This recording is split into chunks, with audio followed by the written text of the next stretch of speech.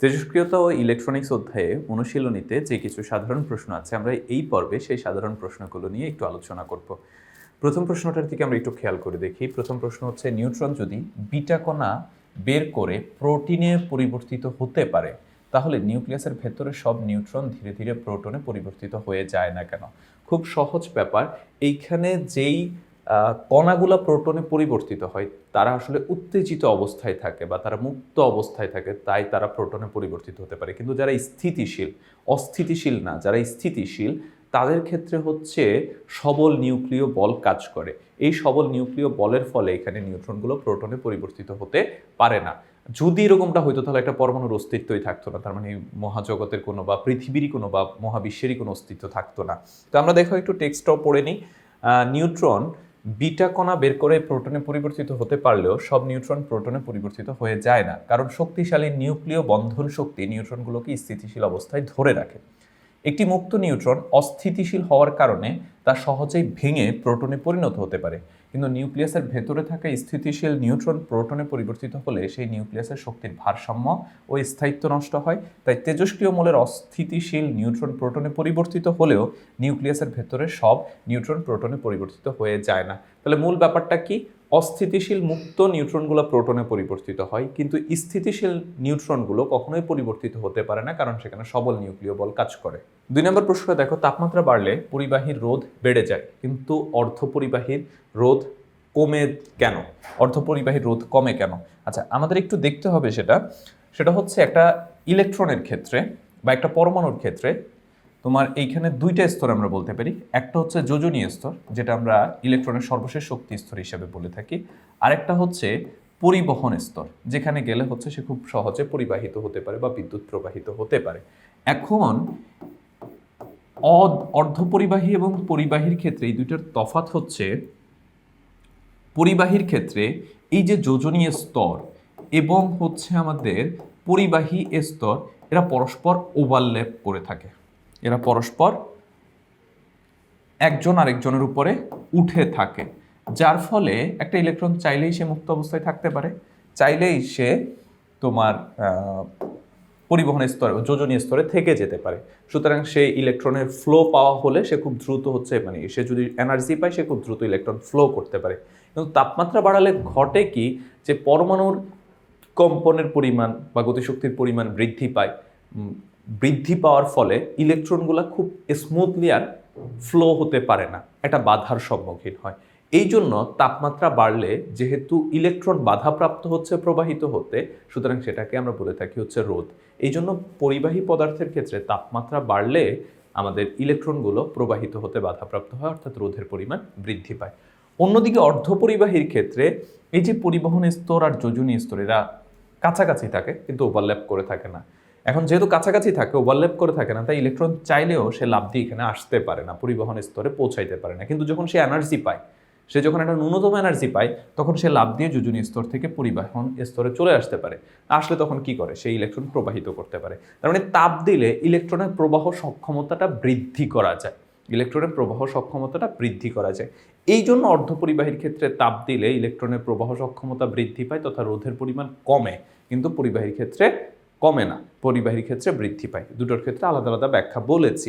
এখানে একটা জিনিস আমরা মনে রাখো, যে এইখানে যেই পরিমাণ কমে এইখানে আবার ঠিক সেই পরিমাণ বেড়ে যায়, ব্যাপারটা এখানে কিন্তু এরকম না। এখানে খুব অল্প পরিমাণে বিদ্যুৎ পরিবহন হওয়ার সক্ষমতা বৃদ্ধি পায়, সুতরাং সেটা ওইটাতে তার থেকে, মানে তাপমাত্রা বৃদ্ধি পেলে এটাতে তার থেকেও বেশি পরিমাণে বিদ্যুৎ প্রবাহিত হয়। দুইটার কনসেপ্টের আলাদা হচ্ছে, একটার ক্ষেত্রে বাড়ে একটার ক্ষেত্রে কমে, কিন্তু কমা বাড়াটা এরকম না যে দুইটার ক্ষেত্রে সমান হয়।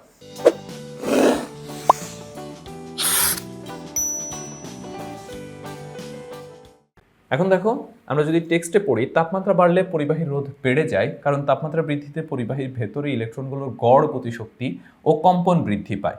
ফলে পরিবাহীর মধ্যকার বিভিন্ন পরমাণুর সাথে ইলেকট্রনের সংঘর্ষ বেড়ে যায়। অন্যদিকে অর্ধপরিবাহীর ক্ষেত্রে সাধারণ তাপমাত্রায় এদের ইলেকট্রনগুলো যোজ্যতা বন্ধনে আবদ্ধ থাকে। তাপমাত্রা বাড়লে সেই বন্ধনগুলো ভেঙে মুক্ত ইলেকট্রনে পরিণত হয়, ফলে অর্ধপরিবাহীর পরিবাহিতা বাড়ে এবং রোধ কমে। আচ্ছা, এরপরে 3 নম্বর প্রশ্নে বলা হলো তেজস্ক্রিয়তা ব্যাখ্যা করো।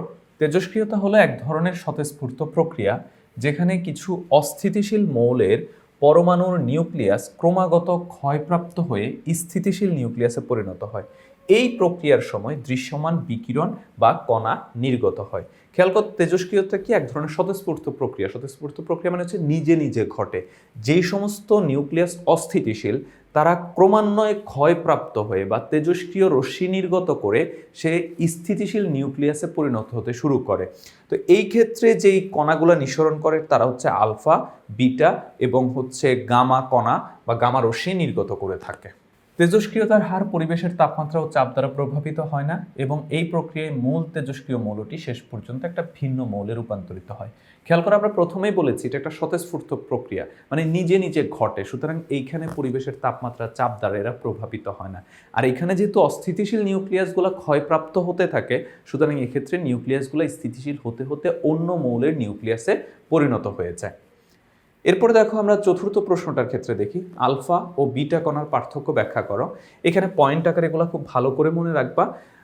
এটা ধনাত্মক আধানযুক্ত কণা, মানে আলফা হচ্ছে ধনাত্মক আধানযুক্ত কণা, আর অন্যদিকে হচ্ছে বিটা রশ্মি হলো হচ্ছে একটা ঋণাত্মক আধানযুক্ত কণা, বা আমরা একটু বলতে পারি এরকম যে ইলেকট্রন প্রবাহের স্রোত। এর ভর হাইড্রোজেন পরমাণুর 4 গুণ আর এর ভর হাইড্রোজেন পরমাণুর সমান। অন্যদিকে এর বেগ আলোর বেগের শতকরা 10 ভাগ, শতকরা 10 ভাগ এর বেগ, মানে বেগ অনেক কম। অন্যদিকে এর বেগ আলোর বেগের শতকরা 50 ভাগ, তবে 98 ভাগ পর্যন্ত হতে পারে বিটা রশ্মির ক্ষেত্রে। আর আলফা কণার ক্ষেত্রে এটি তড়িৎ ও চৌম্বক ক্ষেত্র দ্বারা কম বিক্ষিপ্ত হয়, অন্যদিকে বিটা এটা তড়িৎ ও চৌম্বক ক্ষেত্র দ্বারা বেশি বিক্ষিপ্ত হয়। তাহলে প্রথমে আমরা এদের চার্জের কথা বলতেছি, একটা পজিটিভ আর একটা হচ্ছে নেগেটিভ। এটা হচ্ছে হাইড্রোজেন পরমাণুর ভরের 4 ভাগের 1 ভাগ, মানে ভর সম্পর্কে ধারণা দিচ্ছি। প্রথমে চার্জ, তারপরে ভর সম্পর্কে ধারণা দিচ্ছি, তারপর তার বেগ সম্পর্কে ধারণা দিচ্ছি, এবং সর্বশেষ একটা হচ্ছে তড়িৎ ও চৌম্বক ক্ষেত্র দ্বারা কম বিক্ষিপ্ত হয়, অন্যটা হচ্ছে বেশি বিক্ষিপ্ত হয়। 5 নম্বর প্রশ্নটার ক্ষেত্রে খেয়াল করো, সমন্বিত বর্তনী কি? সমন্বিত বর্তনী বাংলা বললে একটু বুঝতে কঠিন হয়। এইটা আসলে মূলত আমরা যেটা কমন ওয়ার্ডে ব্যবহার করি সেটা হচ্ছে আইসি, যেটা ফুল ফর্ম হচ্ছে ইন্টিগ্রেটেড সার্কিট, যেটাকে আমরা আবার বলে থাকি যে সমন্বিত বর্তনী বাংলায়।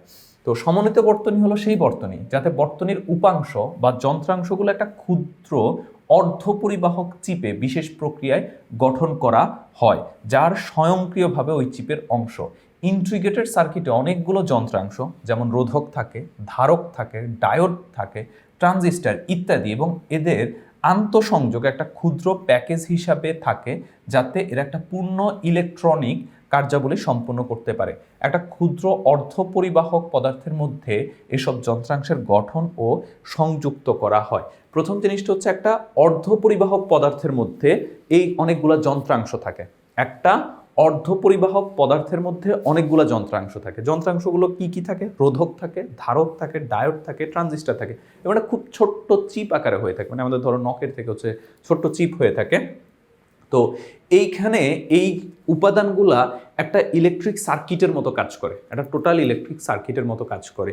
এই যে টোটাল প্রক্রিয়া, যে একটা ক্ষুদ্র চিপের মধ্যে হচ্ছে অনেকগুলো ইলেকট্রনিক যন্ত্রপাতি, রোধক, ধারক, ডায়োড, ট্রানজিস্টর এরা সংরক্ষিত থাকে এবং এরা টোটাল একটা সার্কিটের মতো আচরণ করে, সেটাকেই আমরা বলি হচ্ছে সমন্বিত বর্তনী বা ইন্টিগ্রেটেড সার্কিট অথবা আইসি। তো এই পর্বে আমরা অনুশীলনের এই প্রশ্নগুলোই ব্যাখ্যা করলাম, এগুলো আমরা আলোচনা করছি ইজি ফিজিক্স বই থেকে। তোমরা যারা ইজি ফিজিক্স বই সংগ্রহ করেনি খুব দ্রুত সংগ্রহ করে ফেলবে। সবাই ভালো থাকবে, সুস্থ থাকবে, আল্লাহ হাফেজ।